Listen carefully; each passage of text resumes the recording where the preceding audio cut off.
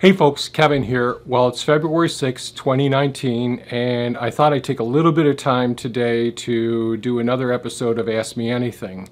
I'm very slow as far as getting these videos created lately, especially the ones responding to some of the comments and questions. I will only be able to go through a few of them today, and there'll be some of the more recent ones, but I promise to respond to some of the questions, and I'll just cover that right now. I've had some comments and questions regarding how we're growing the sweet potato slips in the perlite, how we're drying it, how we're changing the water, how we're keeping the algae down, those sorts of things. And we've had some pretty darn good success with what we've done so far, but I've got to do some tweaks, and it'll be much easier for me to actually show you how we do it when we get closer to that time of year when I actually have the sweet potato slips starting and all. So videos on that topic will be coming up in the future. But today I thought I'd try and go through a couple of videos. The first one from Justin Walker. I made a clip yesterday, so I'll play that now regarding the honey hut. Well, I'm out here by the honey hut, and one of the questions I got from Justin Walker was, fantastic bee hut, what are the dimensions and how many hives are you planning to fit in the system?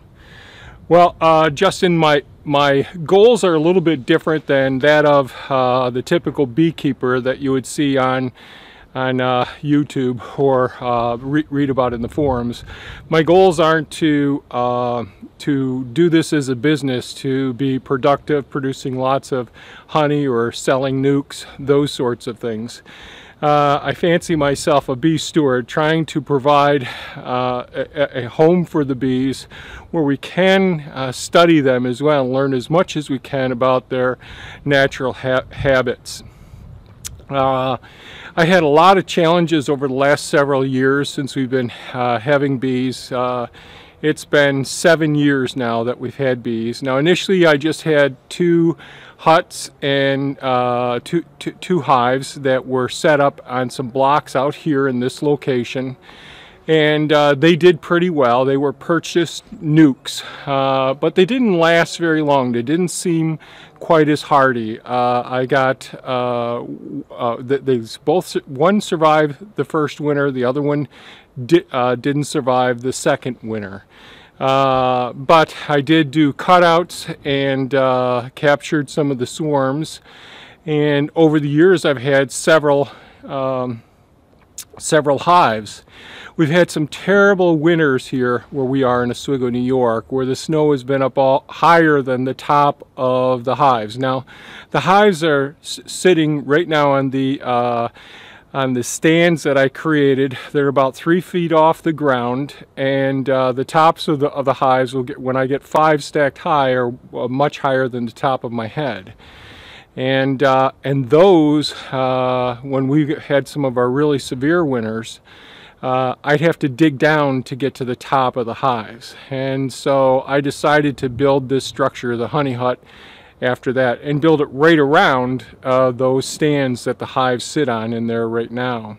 Now the hut isn't finished. I have the doors to finish getting those on, and I still have to decide how I'm going to deal with the windows over the winter.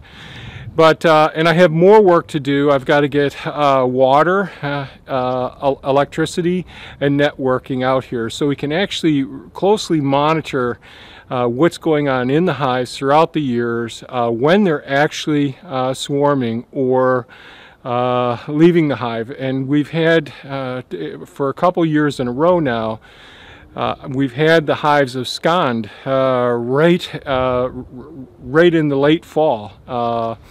And I don't know why that is. It happens off guard. It isn't like when we're having the swarming, and so that's something that I really want to learn more about. So how many hives can we fit in there? Well, there's quite a few. The dimensions of this building are basically 48 feet long by 12 foot deep, and I've got some shelving around in there. I'm not certain if I'm going to close up the soffits.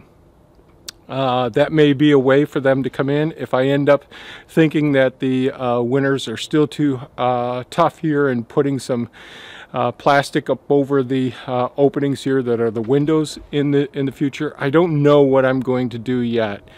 It's going to take more observation on my part, and hopefully capturing these activities with camera systems as well, and certainly temperature probes as well. Okay, I'm back. Shrive had made a comment on one of my more recent videos where we're going over the initial electrical installation, prepping the walls for installing wiring for our monitoring, our security, our networking, and our power supply, and anticipating changes over the years as our plans and design systems change. So Shrive had written, "Nice work, Kevin. Didn't know you had a shop. I like the tip on making the electrical side of things modifiable and easy access. I wish you success in the development of these projects." And I hope to be posting more videos on all of the development within the workshop. Currently, I'm doing a little bit more work on insulating the other side of that wall and getting that set up so I can get the sub panels installed. So there'll be some videos coming on that as well. Had a couple of comments on the blueberry plants, and that was pretty neat.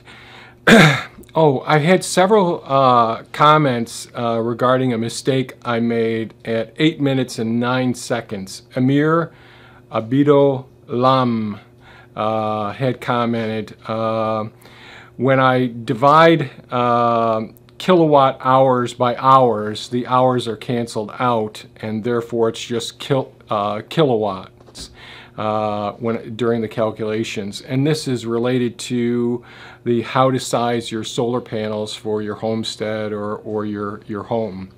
So, and that's something that I've struggled with. Should I go ahead and try and create another video? Some of those ones are pretty boring, the way it's just text, and I just don't have a studio set up, and that's part of what's going to happen out there in the shop. Hopefully I'll be able to create a studio and be able to make a bit more professional videos in the future. I hope to anyways. But that is a mistake that several people have pointed out, that the hours get canceled out. When you divide kilowatt hours by hours, they negate each other. So thanks for bringing that up, and I apologize for not having fixed that as well.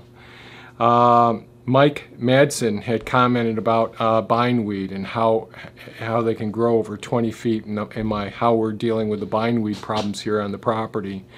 I've got another area of bindweed up to the area where the living fence will be installed. So I'll be making more videos on that, and I'll be using the excavator and using some techniques of spreading out the bindweed surface, making it exposed to the surface, desiccating it, drying it out in the hot summer days as well.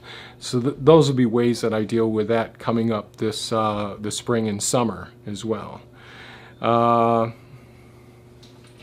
Some comments on using the excavator to move rocks around. Teaser 999999.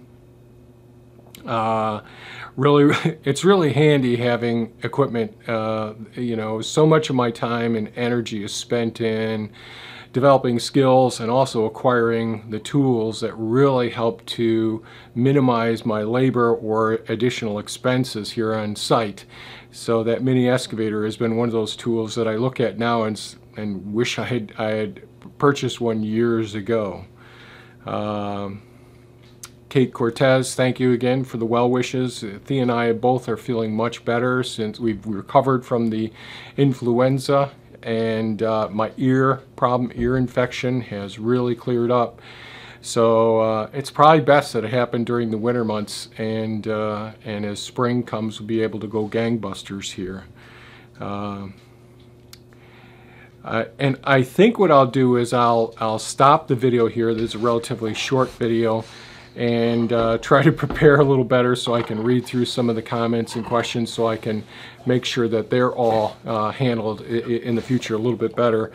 And if you have any comments or questions, please feel free to leave them below. I'll try and be a little more responsive, timely with getting information back to you when you're asking these questions. Hank's giving me some loving now since I'm sitting still.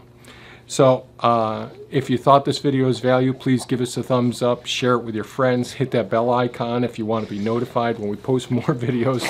And by all means, folks, have a great day. Bye-bye now.